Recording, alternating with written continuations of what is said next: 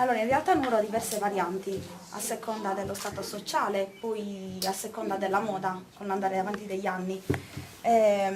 Questo è l'abito da gala, da sposa, ed è caratterizzato da una benda bianca che avvolge 2 volte il viso, cade sul lato, in questo caso sul lato destro. In realtà poi c'è una sorta di discussione, ci sono varie idee su dove ricadeva la benda, se a destra o a sinistra. C'è chi come Franca Rosa giustamente afferma che cadesse a sinistra, avesse comunque ha un significato in teoria, e chi dice a destra a seconda della comodità. Al di sotto della benda andava la caretta, sacaretta. La caretta non è altro che una cuffietta che veniva fatta di vari colori, di vari materiali, che serviva per racchiudere una conciatura antica caratterizzata da 2 trecce, una riga e mezzo. Le 2 trecce si arricciavano dietro nella nuca e racchiudeva il tutto per essere più ordinata e in modo tale che la benda scendesse in maniera più carina. Oggi si usa anche fare il mogno, il cosiddetto mogno, però ammetto che in realtà non è altrettanto bello. Caratterizzato oltretutto da una pala a supra, che è una sorta di gilet che va sopra il giacchino, chiamato su zippone. Può essere, qui ne abbiamo un esempio. Questo è turchese in oro, ricamato in fili d'oro e di seta. È un pezzo antico, tra l'altro si ritrova al Museo del Costume. Mentre invece abbiamo anche diverse varianti, come queste, in bianco o così, col broccato.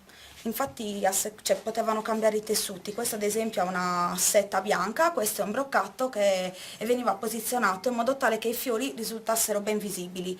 Altra particolarità dell'abito da sposa o da gala, torniamo qui questo, è la presenza del safranda. Safranda, qui ce ne abbiamo un esempio antico, è caratterizzata da un insieme di disegni, fiori e disegni geometrici, ognuno dei quali ha un significato vero e proprio. Qui vediamo il più grosso è su caracolu, e poi i 3 fiori sopra. Si usava anche ricamarla qui in prossimità del nastro, e in genere mettevano non solo i fiorellini ma anche le iniziali della proprietaria. E questa andava sopra sta tunica, chiusa poi da una cinta.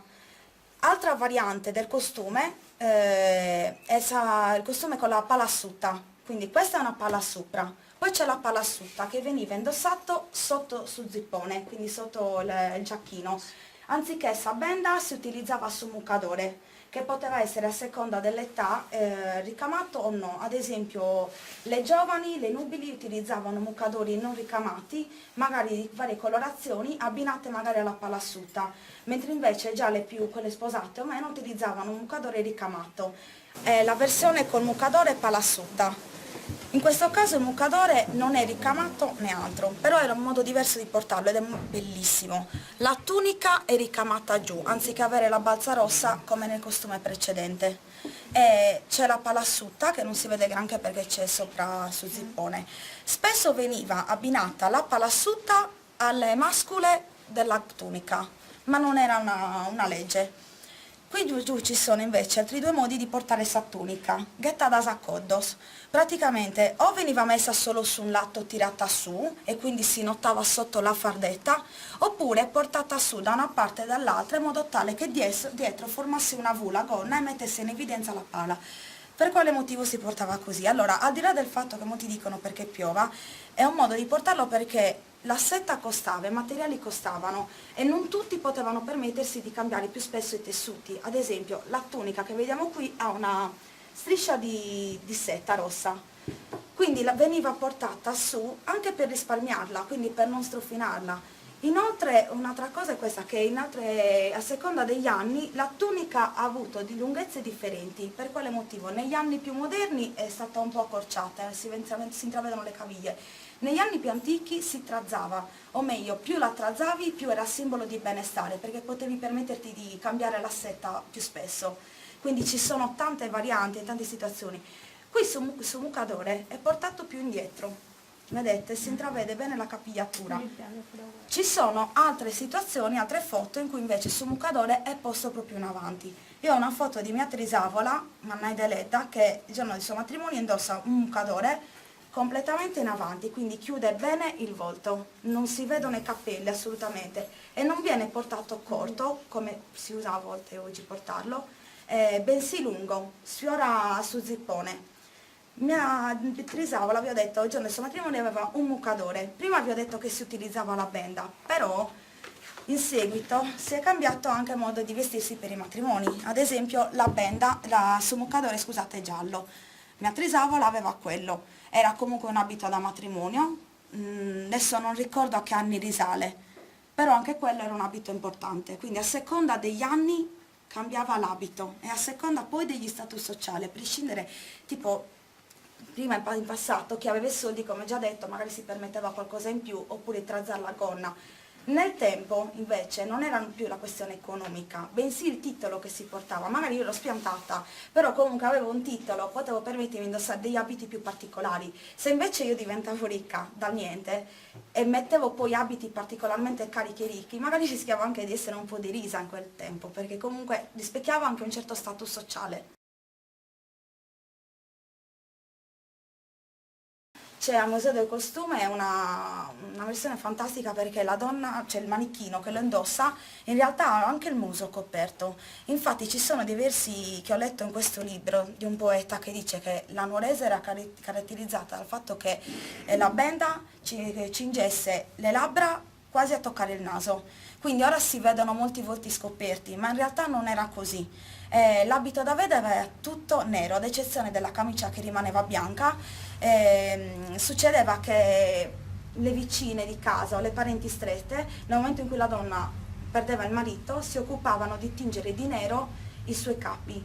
Da quel momento doveva indossarli neri, non portava gioielli assolutamente, era Pala, zippone, tutto nero, tranne la camicia, priva di gioielli, giusto un fiocchetto nero qua, niente di che però, non c'erano grandi decori. Inoltre c'è una variante anche del suo zippone, perché questo zippone, questo rosso, in realtà qui è abbastanza aperto, perché fuoriesce un po' la camicia. L'abito da vedova rimaneva più chiuso, perché era meglio che la camicia non uscisse fuori, cioè doveva essere più pudica possibile, sì.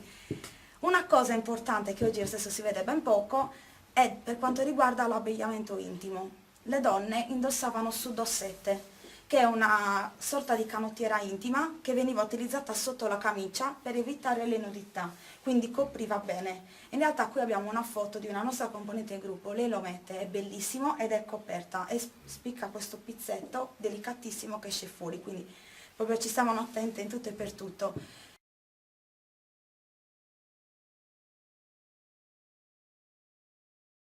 Ai bottoni, alle spille che si mettono sulla pettorina, che va a chiudere la riga della camicia, alla spilla che chiude la benda e qui si vede, si stulicadente, che è questo. In realtà era uno stuzzicadenti che poi viene utilizzato come gioiello per l'abito. Per quanto riguarda le collane, spesso veniva utilizzata quella del battesimo. Mi avevano raccontato delle cose riguardo le collane e altri gioielli, perché in realtà mi spiegavano che il giorno del matrimonio alla sposa venivano donati vari gioielli e lei li indossava tutti quanti, però molti gioielli non erano di qua, quindi non avrebbe senso che indossasse magari gioielli di un altro paese. Ora si usa molto, grave errore, indossare susole. Non so se l'avete mai visto, è una spilla a forma di sole e viene utilizzata spesso come collana. Quello ha un significato, ma non è nuorese.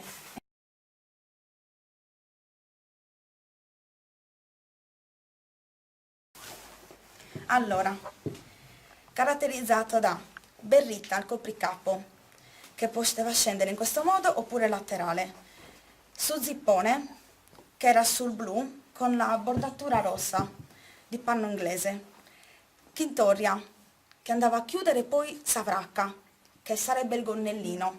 Sotto c'è un pantalone bianco che scende fin giù e viene chiuso da samisucarsa, che è questa, che andava poi a coprire anche la scarpa. Gioielli ai bottoni. Altra cosa, mi è capitato di vedere un abito da uomo bellissimo, che era l'abito da vedovo. In realtà ne ho visto solo uno in tutta la mia vita ed è tutto nero. So che è appartenuto a un uomo di una famiglia molto conosciuta a Nuoro. Era tutto nero, era stato tinto perché la moglie era venuta a mancare. Nel momento in cui si è fatto fare il secondo abito in velluto, scusate, nero, purtroppo è deceduto, quindi è rimasto incompleto. Non ho mai visto altri, è unico credo a Nuoro quello.